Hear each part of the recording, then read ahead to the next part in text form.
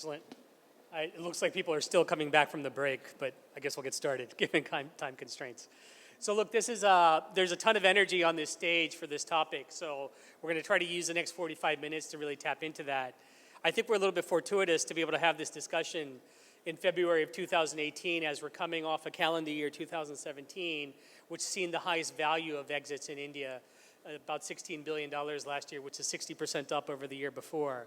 And so our topic, and I'm going to start with the broadest question, which is, sort of this I guess, myth, stereotype in the market that India is a difficult place and does not really have a robust exit story.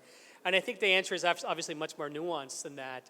And so I thought I would start with a few people on the panel, particularly with Niren, who told us before we started that Norwest has had 14 exits over the course of the last, I guess, decade. And so we'd love to get your perspective, and then I'll go to a sort of a little bit different class and go to Rahul after that from your perspective as a private equity investor. Yeah, thanks very much. So hi everyone. So I would say that our story on exits has been, generally quite positive. We've noticed that just because Norwest is a 50-year-old plus fund, we basically start our entire journey investing by looking at the exitability of the company, and whether it's whether it's an IPO, whether it's going to be M&A, or whether it's going to be like a P2P exit. So we've had that sort of opportunity of doing venture growth as well as certain pipes. And what we've realized is that if there is a lot of focus on the exit, it takes a couple of years. But if there is focus towards an exit, then it's been relatively easier to get those exits, than sort of a lot of the market believes. So we've seen a ton of exits. We've been very lucky that a lot of our exits have happened at 3Xs and 4Xs and plus. And what we find is that growth equity in the last couple of years has been much easier to exit. The venture side is getting there, but pretty much our entire private equity portfolio as well as a few of the pipes have all sort of got an exit. I'd love, Rahul, for you to also address this question, because you've been a veteran of the industry for so many years. So we've done about, I guess, just short of 40 exits in the last 2 decades. I should say we've exited from 40 companies. Some of them have been staged exits, and the number of exits is probably more. I think, I think we have to accept one thing. Just like all investors, when markets go down, we always blame our environment, but when markets go up, we are very clever. I think we should recognize the fact that we are coming off almost a decade of marginal cost of money being close to zero. Right? So to not have good valuations and to not have good exits, I think it's counterintuitive. That was bound to have happened. I also believe that, and I give a lot of credit to the government, this whole thought process of ease of doing business has also helped, one, with the growth rates in the companies, Startup India, but the whole sort of attitude system of the government has definitely improved, and they have this mindset of sort of being more facilitators rather than looking at business suspiciously and trying to impede it. But having said that, there are 2 things I want to mention specifically, and that is that the income tax, sadly, reform has not taken place. There's a section 197 which talks about tax deducted at source. A lot of us have treaty benefits, and therefore tax deducted at source should be 0. But try getting that certificate from an income tax officer. It's a nightmare. Similarly with section, I think, 281 of the Income Tax Act, which is basically if you want to transfer assets or you want to encumber them in any way, you have to get a certificate from the income tax that you don't have outstanding dues. Now, under normal circumstances for a firm like ours, which files returns year after year and everything is up to date, you would expect that this should happen in the normal course and this should be just sort of procedure. But the reality is that no income tax officer in this country wants to issue those certificates, and that's just, I believe that a very important reform which can happen is to make it mandatory for ITOs to issue this within a week or specify why they're not doing so. I think it needs to, the thing needs to turn around because this really impedes, especially in control transactions, this is a big impediment in exits. I think I've said enough, more later.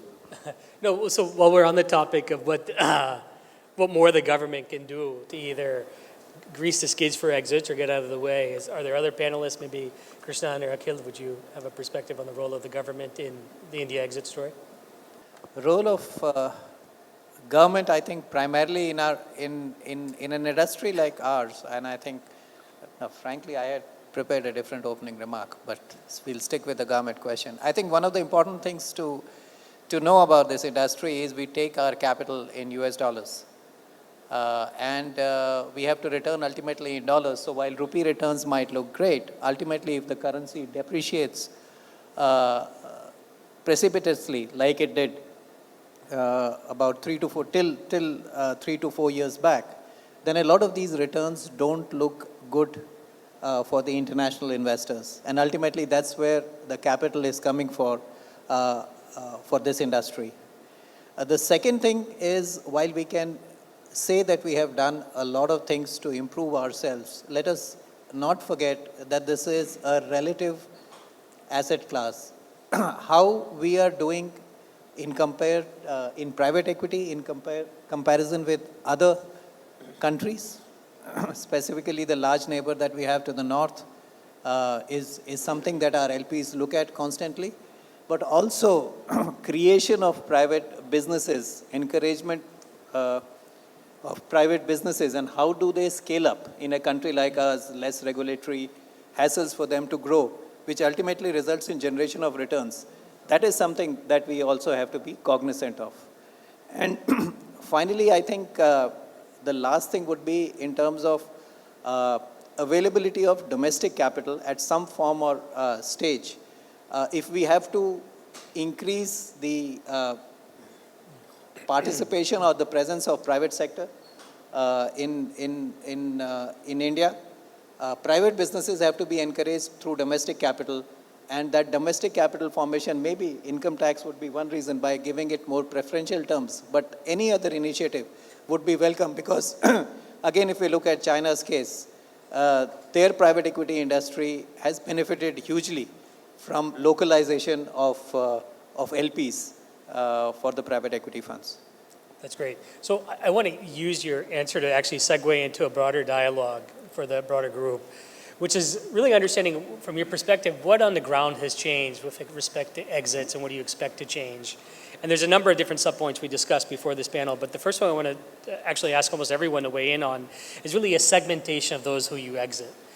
Domestic buyers versus international buyers, sovereigns versus others. And I thought maybe, Sudhit, I would just start with you. You've had, I think you said, 18 exits or 14 exits over the last year. Just talk a little bit how that's changed over the years of who you're exiting to and the type of buyers. Sure. So I think I would sort of take two time frames. One is the last 2.5 to 3 years and then the previous to that. In the last 2.5, 3 years, certain very positive developments. First and foremost, we are just in the process of completing, actually today or tomorrow, our 14th exit. We have seen 50% of our capital which we have returned in the last 2.5 years, it is from Indian buyers. And that's, I think, to us is very, very heartening. Whether it is a private equity player coming in, whether it is an IPO, one of our companies went public last month, or strategic buying one of our companies. That trend, will it continue? Well, I hope it continues. We'll see as time goes by. But I think the presence of Indian capital buying companies is very, very good. It still takes, and I don't think that's a problem. From the time when you say that you want to exit and the process starts, it's still an 18 to 24 month cycle. But I think some of those cycles will reduce. In one of our companies, the shortest exit cycle was 4 months because there was an Indian buyer sitting here who had been tracking the company for almost a year as such. That's one. I think the other thing is how much of exit has taken place to IPOs. So about 10 to 15% is to IPOs.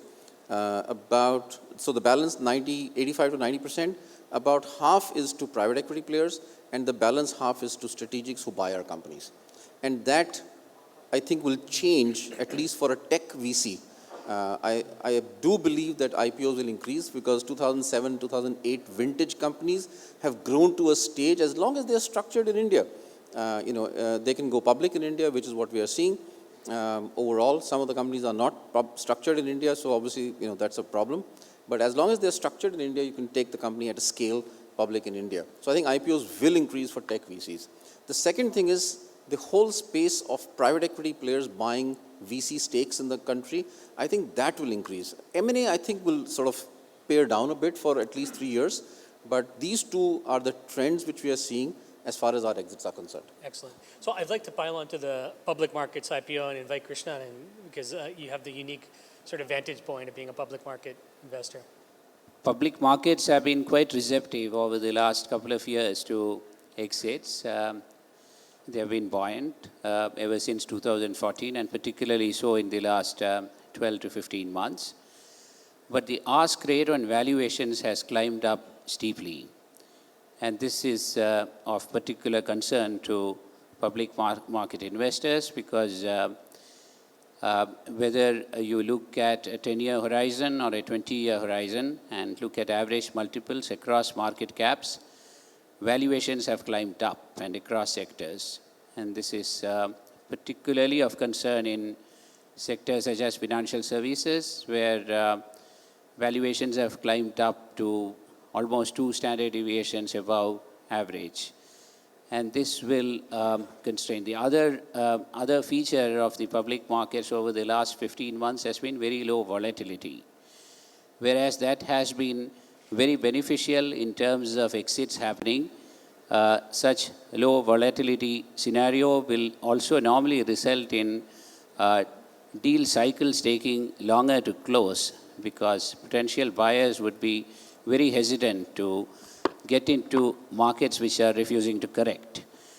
Some of that may be getting addressed as we speak, because we're seeing more signs of more volatility in 2018, emerging volatility in 2018, and that, I think, will be, on the whole, very good for exits. Great. And I think it's a great segue. The other aspect of it's always interesting is how do you exit in control situations? And I think, Bhavna, I'll start with you, and then maybe Rahul, a little bit around how has conditions on the ground changed in controlled transactions or near controlled transactions? So I think if we look at Indian private equity, in the 2007-2006 vintage, there were many more minority deals. And over a period of time, there has been a change and a focus towards buyouts, and also Indian private equity as business builders. At Everstone, we certainly see ourselves as business builders, and we will be bringing to the market an NBFC soon, which is a platform deal. Obviously, we run Burger King in India. There's several businesses that we have started from start. So in a sense, we would be what in SEBI parlance is called a promoter, right? But we technically aren't really promoters. We are building a business in India which is run by professionals, and over a period of time we hope to exit these businesses and hand it over to be run in the public markets like most of the companies in America are. And the incentivization of those companies will be by ESOPs. They'll be driven by the management teams, and the common stockholders of those companies will be those that will be asking the questions to those companies. So as we look at these buyouts and selling out in the public markets, I think there's going to be an interesting spate of deals. There'll probably be some kind of private deals initially before IPOs, then pre-IPOs, then an IPO, then blocks, then maybe a strategic. When we are looking at our transactions right now, we're actually making an exit plan. And we have a thesis for the exit that is being made way in advance, because we have so much stock to sell. So one of the things that the public market investors should understand, that they shouldn't really think that there should be an overhang on the stock. They're actually getting a private equity company that is run well and run professionally with the right kind of audit procedures that is coming to market. And therefore, they should really see these companies as companies to invest in, which is why I think that the last couple of years, 2016, 2017 has seen such a spate of investment in private equity-led companies, also because of the corporate governance aspects. And of course, we also have the opportunity of M&A and control deals, and there have been a number of strategic buyers who have been coming in and buying companies that are led by private equity. So I think on both fronts, whether it's public or private, there is an appetite, not so much perhaps amongst the Indian corporates. I think the Indian corporates themselves have been, deleveraging in deleveraging mode. Most of them, I don't think you can paint everyone with the same brush, but they are also sellers of certain core assets. But there are a number of buyers coming from different geographies, whether it's Japan, whether it's China, also your US investors that are looking to buy assets owned and created by private equity. So I'd like to actually just explore one of the topics you just raised, and Rahul will come back to you just in a moment. One of the things we were discussing before is, this domestic versus international exits. On the international, I think one of the perceptions is the route of exit has actually diversified quite a bit, right? Not just Americans, but there's pension funds, sovereigns, and actually the Chinese. And I'd love for the panel, and maybe I'll start with Sudhir and then Rahul, Akhil, because you all have very strong opinions on this, is can you talk about how that's changed the dynamics and how you expect that might be changed? Which, you have some numbers around what the Chinese are doing, and it's actually diversified quite a bit from maybe 10 years ago. So I think what in the technology space we've seen Chinese investors, the numbers have crossed in the last 4 years, probably about $12 billion. I do see more Chinese capital coming in, predominantly from, the Alibabas of the world. They're already invested in a few lead players in the country. But we're also seeing in smaller Chinese players coming in. And I think that's very crucial because, for instance, the consumer space content is very large, though worldwide ad tech is dead, but I see a lot of ad tech being financed in the last 5 years in China because that market is very large. So some of our consumer plays, we're getting some Chinese companies coming in. I do believe Chinese capital will continue to come to India overall, and especially in tech plays because they have the knowledge and the capital to scale a company rapidly. And if they see that space coming in, that space being somewhat, let's say, 5 to 6 years behind China in India, whether it is logistics or it is commerce or it is, the payment space, you will find more and more coming in. So I do believe that the Chinese players are very large, influential players in both primary as well as secondary. Akhil, do you have a view, just in the international, maybe Chinese, but I know you feel pretty strongly about this. Yeah, I think it's more on the execution front. So while the color of money is same, whether the buyer has domestic funds or is a domestic GP versus an international or a global GP, I think the comfort level on doing an exit-related transactions, which by necessity is time constrained, and one needs to take only certain amount of management bandwidth to actually execute a transaction, especially for a fund like us, which is really a mid-stage growth capital fund. And when we are exiting our businesses, they are just prior to the stage where they would go into an IPO with the next round investor. What we have been seeing is that transactions or interactions with India-based GPs are relatively smoother because they are much more close to the market, they are much more clued in. With the international, global kind of buyers, there is a black box, there is a new entity which, it's a Cayman or, somebody, everybody has IC, but somehow some ICs start, flexing their muscles quite late in the deal. And therefore, our preference over a period of time after having done a number of exits is to actually prefer domestic sources of capital because their position on attractiveness of a certain asset is very clear. Their understanding of India is very clear. And by definition, they are deploying capital here. So they are looking at relative options within the Indian market rather than a global fund which suddenly can come back and say, but last week we closed a deal in Brazil, which was at this valuation, to which I have no answer to when I'm trying to exit. Rahul, I'd love for you to So I think one of the important characteristics of managing exits is that, especially as a firm which wants to be in a business for a long time, you have to make sure that the person you exit to makes money. Because if you keep trying to sell in a way that the person buying doesn't make money, you'll get exits in one sort of, in one cycle, but then everyone is going to be suspicious of what you do later. So we actually manage that consciously as a process, and what we've seen is that over 20 years we've compounded money at 31% a year on average for the last 20 years. If you held the assets that we sell to buyers for the next 3 on average, the returns would have been very similar. So, I mean, we're happy with that. Another way of looking at it is that maybe we leave something on the table, but I think that's an important part of making sure that you always have an exit pipeline and people ready to exit. The other thought I had was that besides geography, it's very important, especially in different sectors, to get into the nuances of the global players' strategy and what their strategy imperatives are.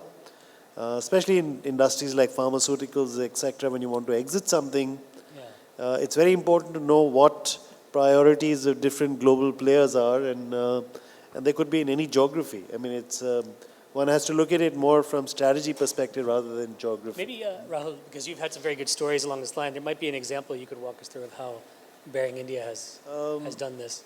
Yeah, so, in one of the pharma companies that we've been looking at, we have actually a minority position. We know that of the strategics who are happy with minority positions, the Japanese are, one category of strategics who are always happy with minority positions.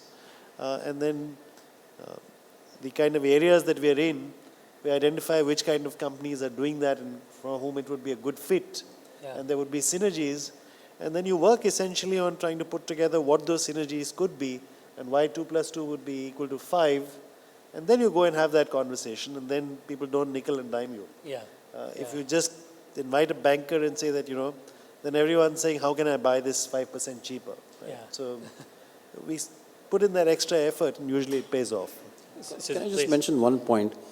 I think, and again, my comments are reserved for technology where we invest. I think India is also, as companies have scaled, portfolio which was invested in by VCs in 2006, 7, 8, has scaled to, levels where Flipkart is today or many other brands which are there in the market on the consumer side or the software side. I think India has become a global playground, and polarization of capital is taking place, positions are being held. So you have SoftBank on one side. If you take just the e-commerce market space, you have Alibaba on the other side, you have Tencent this side, you have Amazon on the other side, and as per newspaper reports, we have Walmart coming in, right? Hopefully that happens. But fundamentally, the global competition play out, whether it is in China or US, China global competition doesn't play out much because it's banned, right? So the only 2 large contiguous markets in the world, and one is billion plus population and the other is in dollar terms, are US and India. So you'll find that play happening here. The moment that very, very large scale of capital flows in, gives exits to the VCs and the Ps, I think the mid-tier companies exit starts, because medium-sized PE firms start the fact that, hey, there is an exit taking place, and to that extent, is there scope of building a medium-sized company to a large-sized company? That, I think, process started in the last 3 years. Do you, so maybe Bhavna, I'll start with you. And Akhil, do you agree with that large exits create a network, or sort of a cascading effect down into the ecosystem? So Walmart potentially coming into Flipkart, the big platforms, which is, do you believe that story? And I'd love to, so this is a topic I'll open up to everybody, but let's just I start believe with, that story certainly, and I also see it from the LP side, right? Because the number of LPs, for example, the sovereign wealth funds who were LPs are now coming in as co-invest. They're coming in independently. So they're bringing in independent sources of capital. For example, if you look at one of our exits, which we did last year, real estate exit, Indospace, we actually had 3 opportunities. We had the opportunity of a Singapore REIT, which we pursued quite assiduously. The India REIT regulations had come out, and maybe we were a little early for that. And then we had a private process which show where there was a lot of interest from sovereign wealth funds, and we actually have ended up with a very interesting partnership in a managed REIT exit with CPPIB. So that kind of interest that is there from different levels of investors, I think will have a cascading effect also. You know, if you look at it from the LP side, the co-invest opportunity, almost every deal that we are investing in today, we have our investors wanting to co-invest with us because they're seeing that those returns are there in the near future. Chris, are you seeing this as well from the public markets? Like, how does this rub off into your segment? Yeah, most certainly yes. I think just touching upon the point that Rahul mentioned on the need to leave something on the table, probably that concept originated with what Infosys did way back when they IPO'd, when they took a lower price at the New York Stock Exchange to list. And ever since, I think that this has, leaving something on the table has finally resulted in everybody benefiting. So with successful exits in particular sectors, and the post-listing performance being reasonable, that will have a positive rub-off effect going forward, subject to what I mentioned earlier, that expectations at all levels have to be more reasonable.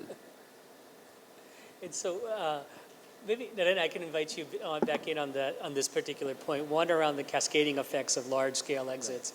And the second is, I think you had a little bit of a different point around valuations, that you think actually in the tech universe that they are reasonable. So I won't dwell too much on the cascading effect because that happens everywhere, right? Yeah. In the Valley, when Google went IPO, it created a cascading effect in terms of just having a ton of entrepreneurs come and start companies, right? And I think we'll see these cascading effects happening, both on the tech side as well as the non-tech side. On the tech side, I mean, just in terms of, we do what we call early growth, or what some people also call late stage venture. And I think what we've noticed is that the ecosystem has quite dramatically changed for the positive, which is something which I think Sudhir already alluded to. So what we saw in 2014, 15, and probably a little bit of 16 was that there wasn't really any depth in the market because all people wanted, exits would only come through IPOs because the strategics weren't sort of around the table. They were sniffing, but they weren't there. And what's really dramatically changed in the last 2 years is, and again, I think Sudhir mentioned that, from Amazon to Alibaba to Tencent, even a Baidu, Meituan, you name them, Naspers, like tons, and of course SoftBank, right? They've sort of created this whole ecosystem of strategics which are willing to take it further from where the VCs come. So no longer does a Flipkart need to turn profitable and go IPO in the Indian markets or NASDAQ. It can actually go, much stronger against, its competitors and take a lot more capital. So I think that has been one big dramatic change in the Indian tech ecosystem. The second thing which I realize is that a lot of people in tech earlier were doing what we call spray and pray. And basically you just sort of throw the money and something will come up. And I think that herd mentality has completely stopped because many people in 2015, funds had done 30, 40, 50 deals and got quite badly burnt because nothing really came out of some of that and a lot of things shut down. So what's happened now is people are doing what normally happens in the Bay Area, which is take a step back, find things which you're good at, find things you understand well, find great entrepreneurs and invest behind that. So this lack of sort of what I'd call herd mentality or spray or pray, that's really impacting the tech ecosystem in a positive way. And again, an outcome of that is there is a lot of money in tech which went in that period, right? People, we feel very happy to, in fact, one of our great successes is staying out of that bubble at that point of time, right? And a lot of that money is actually going to go and get wasted. But having said that, good companies are coming to the fore in this sort of vintage. And so it is a little bit cyclical, but we're seeing that people have had a ton of learnings and that's benefiting the ecosystem at this point overall. Okay. Yeah. So I'll just, I think a lot of us who are investors are feeling good right now, the way the markets are. The exits, all of us have got exits. Our DPI numbers are looking nice. Our LPs are generally happy with us. But, there is let's pause and consider how much money that we are putting in. If this is the peak of the market, Yeah. our ratio of exits to money going in is still about 65-70%, which means, and a lot of the exits are secondary exits, one private equity fund to another private equity fund. So those are just capital, 2 and 20 capital replacing another 2 and 20 capital. It's not really exit per se that those companies have gone IPO. If this is the peak, I would be worried. Because ultimately the money that's going in today has to exit tomorrow at a 2x valuation or 2.5x valuation in dollar terms at an appropriate IRR for the next generation of funds to be returned. So for everyone's sake, I'm being a little bit cautious and saying that, okay, this is, it's good, but hopefully this is steady state and we will only improve from here in terms of input to output ratios for this industry. Very good. Panelists, any counter views? There we go. Okay, so this is fun time. I do believe, and again, my comments will be on VC and tech. Yeah. If the gradient of exits in the last 3 years was 30 degrees, I do believe the gradient of exits in the next 3 to 5 years is somewhere close to 75 degrees. Okay? And that takes care of all the details under Yeah. it. And that's the reason why we are seeing is because the growth pattern of companies, because the market is bigger, and market is growing stronger, has at least halved, in the sense the time taken to grow, let's say, on a scale of 100 to 100 was 7 to 8 years, maybe 9 years in the last 10 years. And we have seen our exit times being halved in good companies, and we've also seen that, the average growth cycle is today between 4 to 5 years to reach a level where we can think of exits. If that continues, then we are very clear that the opportunity for exits is next 3 to 5 years is far, far stronger than it was in the last 3 to 5 years. Okay, that's interesting. That's probably a tech view. I'd love to get Rahul here and Bhavna's view from a So, different perspective. one of the thoughts that I have is that a lot of our obsession with exits and the way we manage exits comes out of the LBO market.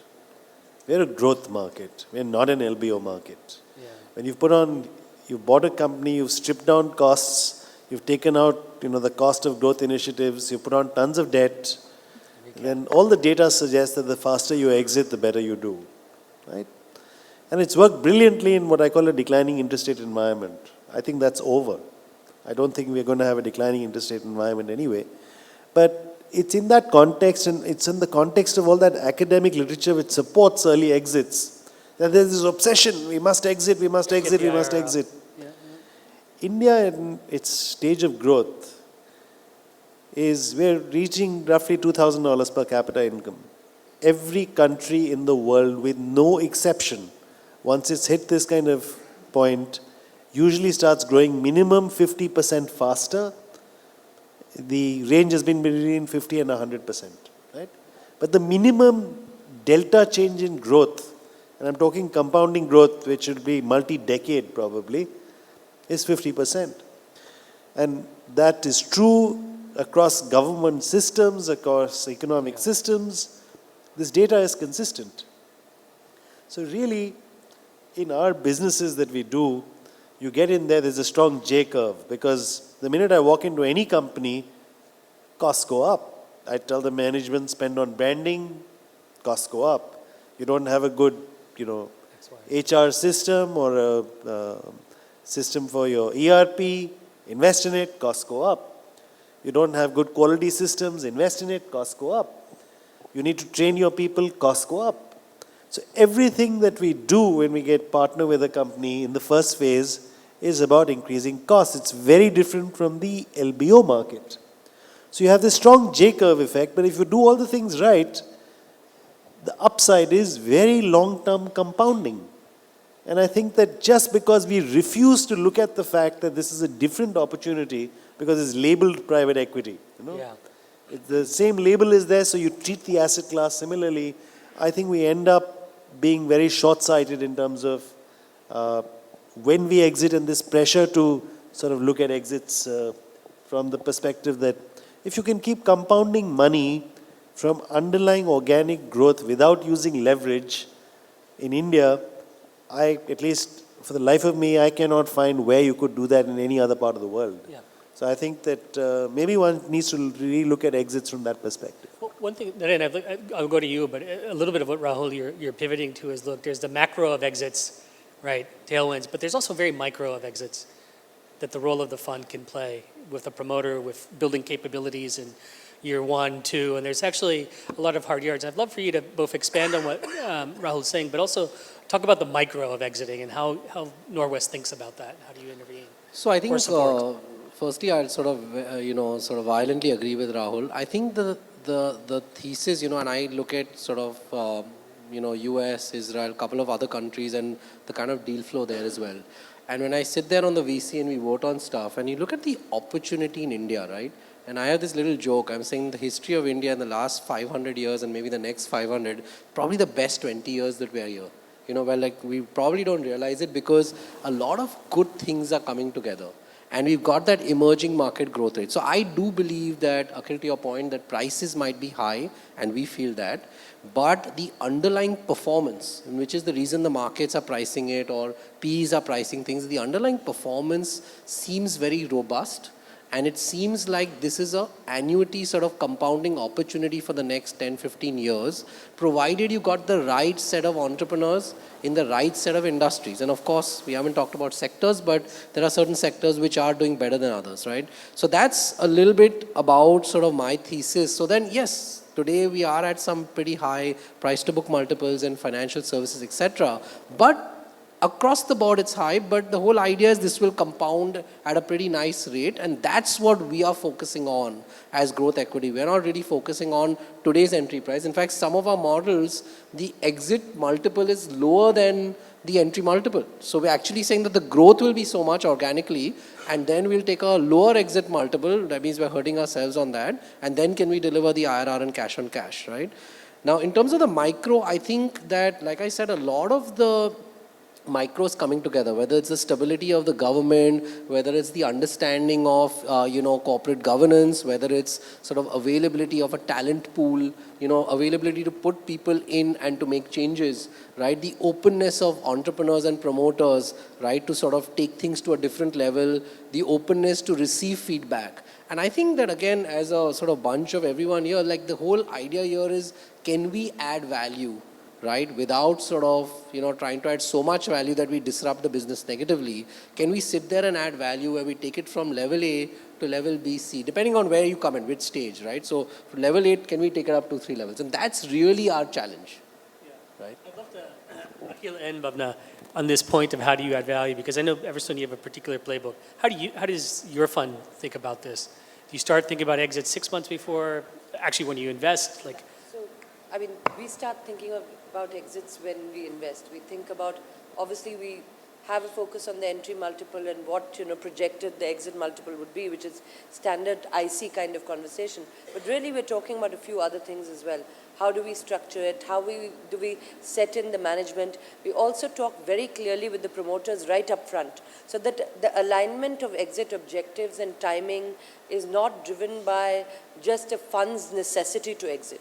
We have to talk about the maturity of the business, and that was something that Rahul was alluding to as well. In a growth market, the businesses have to reach a certain maturity before be IPO, and somehow there has been a feeling that private equity is very opportunistic and we're waiting for the right windows. Yes, we do prepare the companies for the right window and the right valuation, but at the end of the day, in a control kind of situation, we know that we have a lot more to sell. So we will leave something on the table, so that is at the entry point. At around year 2, we start looking at the business plan to see whether it's actually delivering and whether the business plan is actually suited either to a strategic. So for example, we might be having conversations to a strategic, with the strategic at that point saying, in 3 to 5 years, is this something that you would be interested in?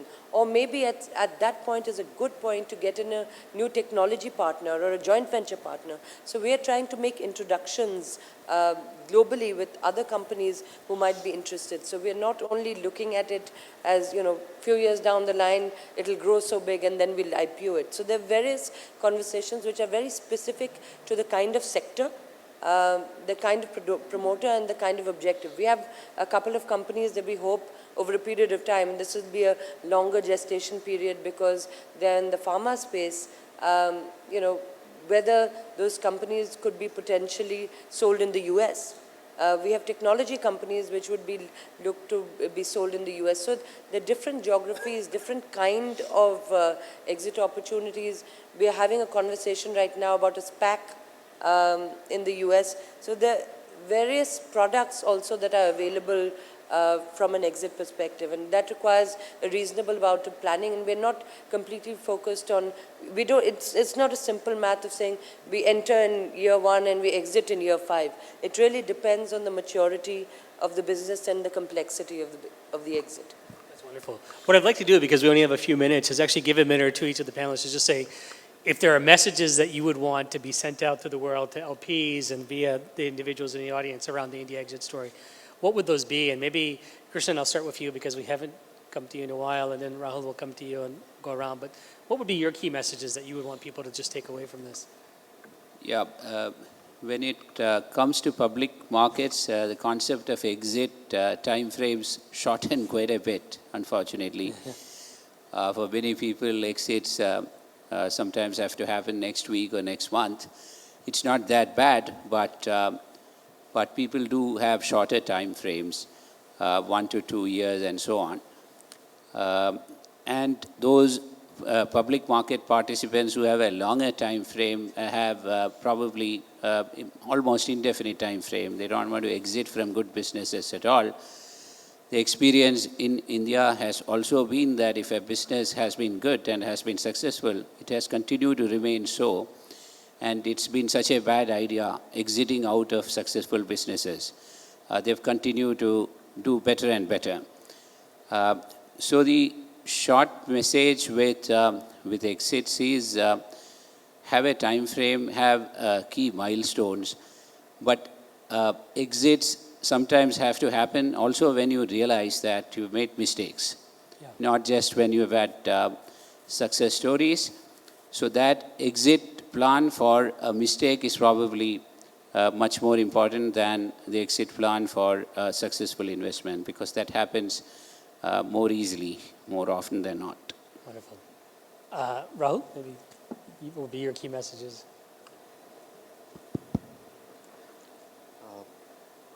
Really, I think I've articulated most of them, but the main thing I would suggest is that do not assume that IPOs are an exit. Most companies in India are very illiquid, even once they're listed.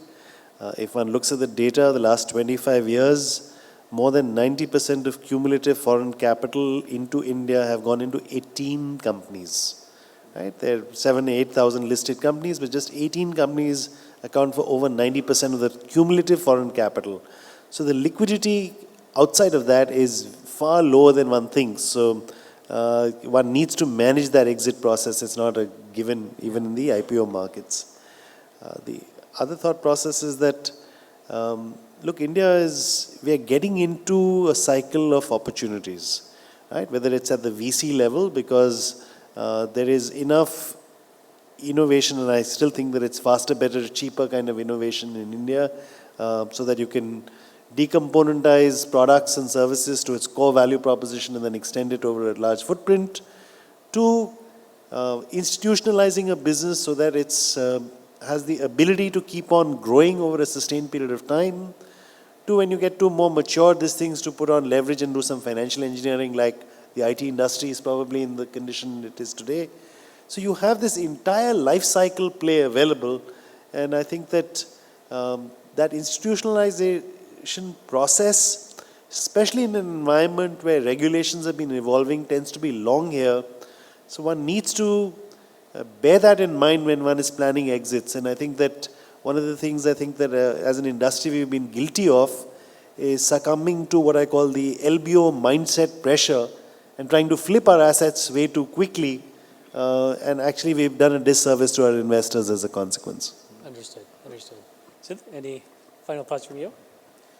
So, I think exits, to my mind, and we are a VC, and a local VC. We built the firm like many others over a period of time. I think the shift towards an exit mindset took us some time.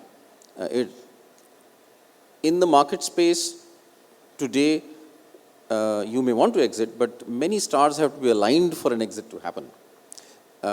In my view, those stars for companies are getting aligned faster, and they're getting aligned with large pools of capital. And as we have seen in our case at least, half that capital has come from India. Okay. So it is very, very crucial for us to continue to think exits all the time and time it, at a time when you want to exit. But there are many instances where we've got investors coming in, inbound coming in, where we've taken partial exits. And I think those things are good to do, because at the end of the day, venture capital is about cycles. Venture capital is about disruption. We are seeing disruption happening today. We are seeing rapid growth happening today. We are also seeing, by the way, that our mortality rate in dollar terms of a fund is running between 30 to 40%. Okay? And I do see that inching up, which means companies are going to die faster in the tech space. They used to take longer to die. They're dying faster right now. Actually, that's good for us. So I think message is very simple. Keep your mind open to exits. It'll happen. The opportunities could come when you are not thinking about it, but that's the time to think, can I take some money off the table? Companies are going to die faster. You should support them up to a point, but pull out capital faster overall. Wonderful. Anyone else have some final thought? Yep. I think, my job is to be well prepared for exits. I think my job exists because it's, related to preparation for exits. So, we continue to focus on exits, but there is a very heartening story going on the buyer side, also from the Indian equity market. I think post the demonetization, more money is flowing from retail also to the equity market. The mutual fund industry has grown considerably. So when we look at building businesses and as platform businesses or business builders, I think the legacy of private equity is going to be companies that will go on for a steady and long time to come, that the Indian equity markets can remain invested in. So that's what we're looking forward to as well, to having these really strong companies, while we move on to the next thing and build the next business. Those companies will continue. One more. I and Steve were being told to get off the stage, but let's at least give a kill. So basically, I'll keep it short. In the whole private equity, growth equity space, I would say the whole idea is to choose very carefully. India is a market where there are a lot of bullets which come your way and you got to dodge them. I think not enough people think of that. So very fundamental choice. Things are cyclical, so be willing to step out of the market for some time, to be cool and be patient. And then in exits, I would just say, it's really like a very cultural thing, right? Like if every single guy all the way down to your associate needs to really think through, like if there is only an IPO way out in this company and there is no hope for M&A or other things, we reject the deal, right? And it sounds really weird and all that, but it's a way of life, and because eventually you have to rotate this money, otherwise, why are you in this business? Great. Let me just sum up. Thanks to everybody for the panelists. I think the message you're hearing is there is certainly a maturation in the exit scene in India vis-a-vis where we were 10 years ago. A lot of it comes down to the individual execution by funds and the type of tactics and strategies everyone's spoken about. But there's certainly hope for further great company creation in India, because ultimately that's what this is about. It's about returning capital, but also about creating great companies for India, from India. Thank you. Thank you.